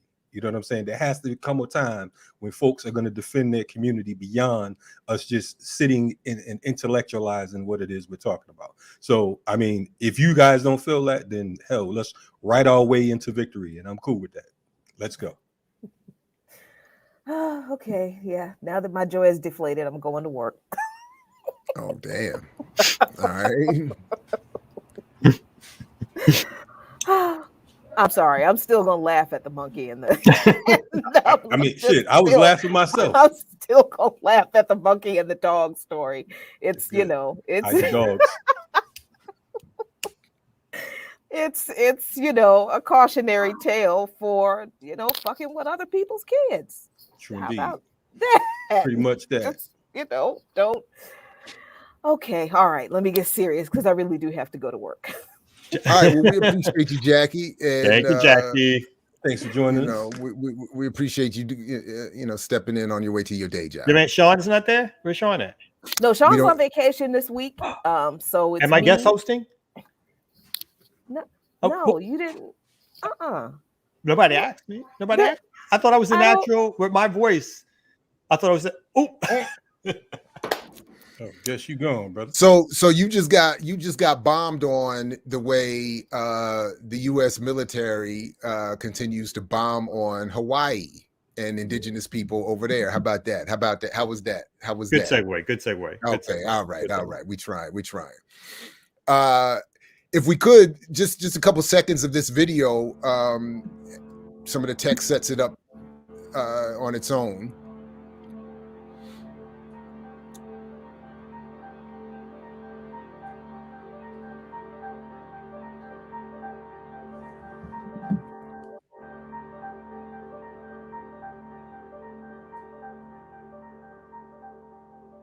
So I'm not gonna, we don't have to play the whole My thing son, here. But got ready to go to work. He took a shower. He brushed his teeth. It's a little bit. All the way to work, which is not too far from here, he started feeling itching, and his eyes were itching. His body was itching. He was starting to break out into a rash. Then started turning into like a fiery feeling, like his skin was on fire. And then his eyes started to burn. Then within seconds, they started to swell. They were swelling so bad that he had barely a slit that you could see his eyeball. Then they took him to his manager because they got concerned. His throat started to close up. He was having a hard time breathing. He called me. He was scared, and I could hear it. So when I drove back to pull up to the ambulance, and I see him in the stretcher, his face is completely swollen. He's got tears coming out of his eyes, almost like they were being squeezed out. He was swollen. His whole body was full of a rash that looked like he was just sunburned. It was all red, all. And to look at the paramedics' face and see them worry, my heart just sunk because I knew that this was that bad. It's still, I mean, it makes me emotional just remembering that again. I was terrified and I had to keep it cool.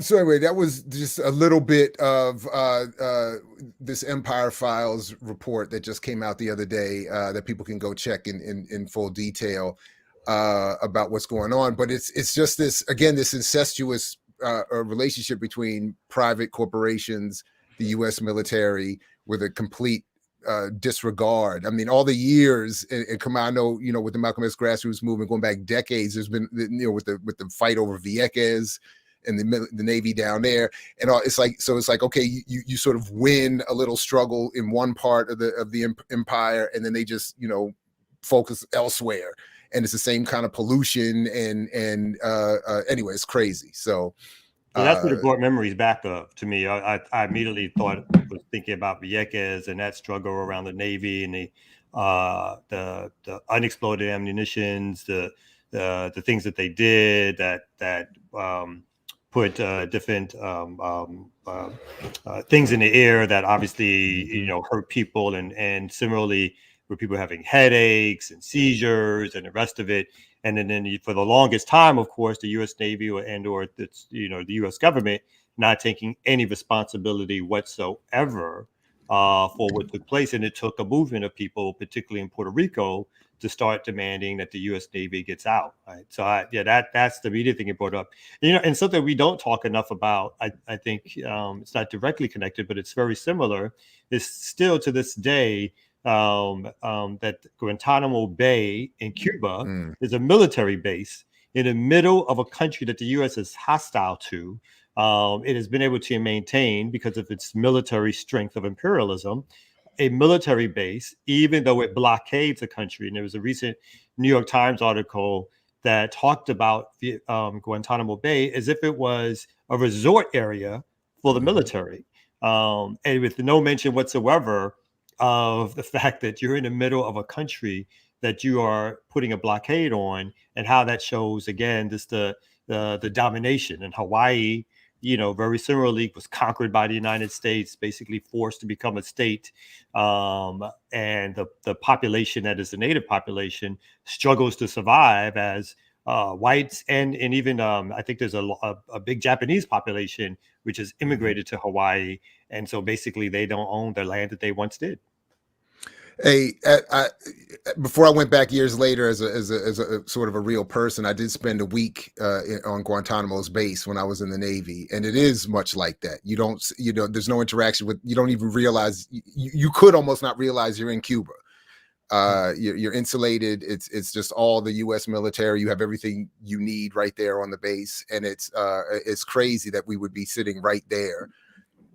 And then and be wondering why people are not happy with what the situation is anyway. But by the way, just a quick ancillary, real quick, Kalanji, is the Gray Star company that's mentioned in this is part of this global. They're a global like landlord company. Like they're in the rental apartment rental industry globally.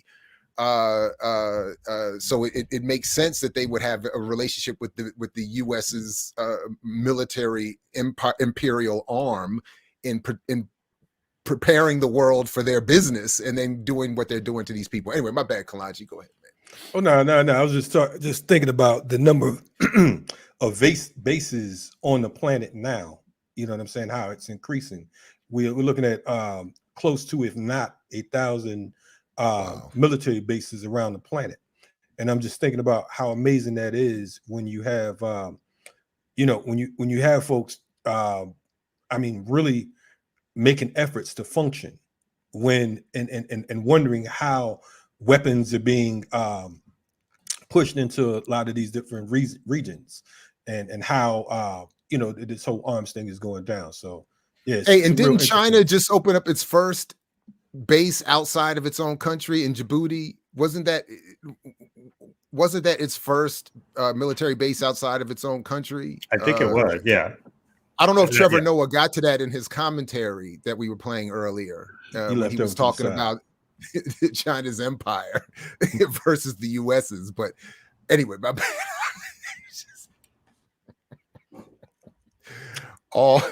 Anyway, look. I don't know.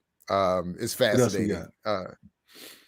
I know we got Ear Doctor coming up in just a couple minutes. That was it for me. The only other story I have that is now behind a paywall that I can't remember my password to get to, but it was essentially about Advertising Age's new coverage of the expanding encroachment into virtual worlds that advertisers are pushing us towards. So this whole metaverse that Zuckerberg and others are trying to create is being increasingly adapted and adopted by the advertising community. So again, with their hundreds of billions of dollars, they drive really everything in terms of media and really much else in this country. So it's anyway, so they're very much interested in creating these virtual worlds so that we can increasingly be kept at home and in isolation, but then go to our virtual shopping and have experiences that are meant to mimic being in an actual store. What they don't cover in the story is what we could probably predict will be the impact on the service industry in terms of employment. As people are less needed to be in stores to deal with customers, as AI can take their place, etc. That part isn't mentioned in that story, but I'm sure the Build Back Better plan will have something ready for those newly unemployed workers that we can look forward to. So, and even though we didn't touch on this today, really quickly, I mean, we'll probably get to this tomorrow. Is this new strain of the virus that's happening, of COVID that's happening, which again is going to cause more shutdowns. And I think there's obviously going to be some reconfiguring of the capitalist economy, which online is already exploding. And so they're going to make it even more pleasant for you to sit at home and purchase what your needs are and have it delivered, because their care is, how do we keep this capitalist economy continuing? And if it means you got to sit at home because there seems to be no other way, then let's do it that way, so. That's it. I got one more story I want to touch on because there's this situation in Iowa. This black man was lynched and burned, had his body set on fire. And I haven't been hearing a lot of coverage on it. I don't know if you guys have. No.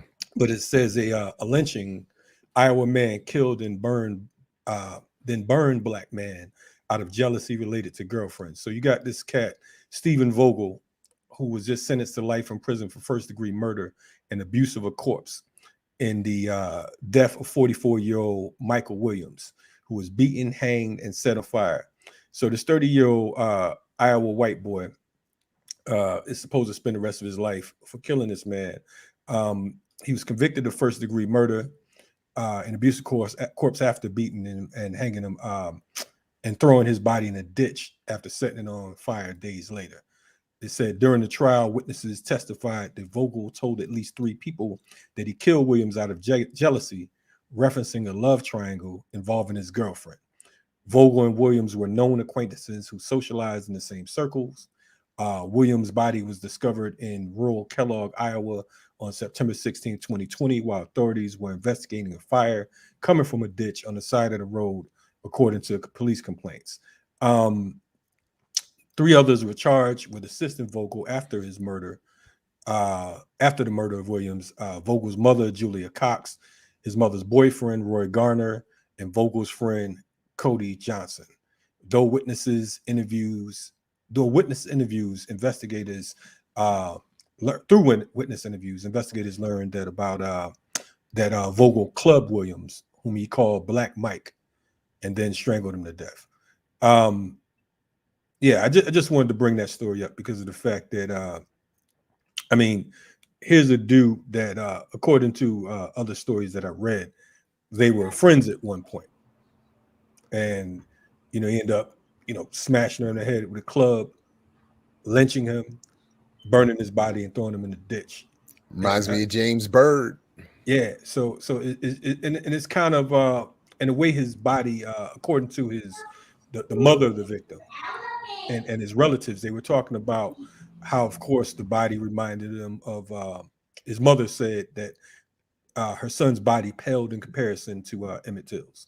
So it was a it's just insane that this is the type of world we live in, but this is someone that he actually knew and that he called a friend, and all over some trailer trash who's now with neither one of them.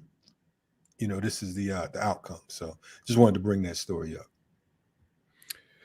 All right, well, on that note, we're going to let the ear doctor have to recover by segue and bring us back to the resort levels that he's at.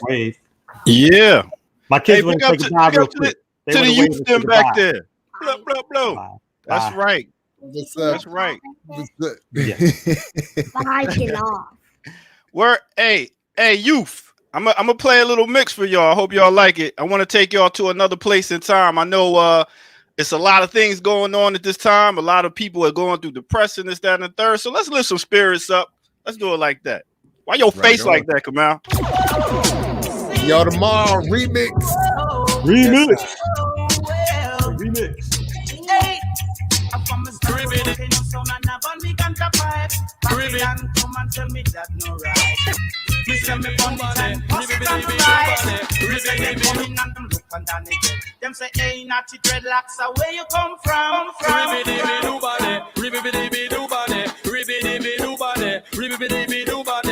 Them is a cat of them no care, yes. Tell them while apart to them no care. Oh, no, hear that? For me, say Russia is a country that I know, so them no care. And the US, I pay them have the most nuclear. And now the eagle and the bear, them have an intimate affair. And the fighting for the land where Georgia live, you're selfish here. And everything we have is chance I got to hold the gear, that give it the fishes of the sea, and the birds of the and I saw I'm ascended from east. I'm in the sea of the living king, Emperor Haile Selassie I, the Most High. And he cried out with a loud voice, saying, oh, it's a raggy road, the road is so rough. A raggy road, the road is so tough. A raggy road is so rough. Raggy road, we love it. Real quick mix before we get up out of here. It's 10 o'clock. Catch y'all tomorrow, 8 a.m. in the morning. Peace out, everybody. See y'all in the morning.